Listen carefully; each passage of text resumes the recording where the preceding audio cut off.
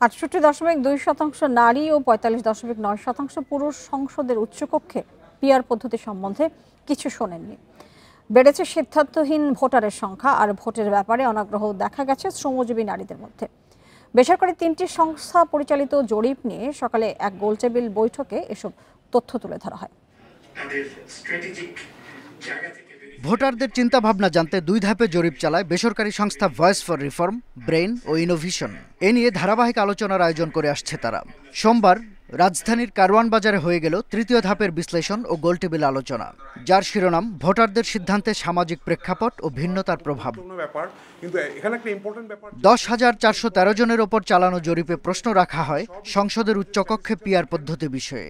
এ নিয়ে প্রতিক্রিয়া জানান ৪,৫০০ উত্তরদাতা। এতে দেখা যায় বেশিরভাগই পিআর বিষয়ে কিছু শোনেনি।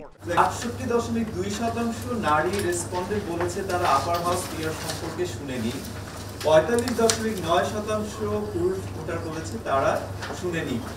ভোটের বিষয়ে শ্রমজীবী নারীদের আগ্রহ ও অনাগ্রহের দিকে আলোকপাত করেন ইনোভেশনের গবেষকরা। নারীদের সাথে আমার মনে হয় সবচেয়ে যেটা প্রয়োজনীয় সেটা হচ্ছে কথা বলা। তো আমার এই সুযোগটা হয়েছিল, আমি যেহেতু বিভিন্ন জায়গায় যাই রিসার্চের কারণে বেশ কিছু নারীর সাথে আমি কথা বলেছি এই বিষয়টা নিয়ে। তার মধ্যে আসলে যখনই প্রশ্ন করেছি যে আপনি কি ভোট দিবেন, বেশিরভাগই আসছে যে ভোট দিয়ে কি হবে। তো আসলে নারীরা মনে করছেন না এখনো যে তার মতামতটা ম্যাটার করে। এটা কিন্তু খুব গুরুত্বপূর্ণ একটা জায়গা। নির্বাচনে কোন দলকে ভোট দেবেন এ বিষয়ে সিদ্ধান্ত না নেওয়া ভোটারের সংখ্যা বাড়ছে বলেও আলোচনায় উঠে আসে। তখন আমাকে বললেন আমার ভোটে কি। শাহাদাত স্বপন, ইন্ডিপেন্ডেন্ট নিউজ, ঢাকা।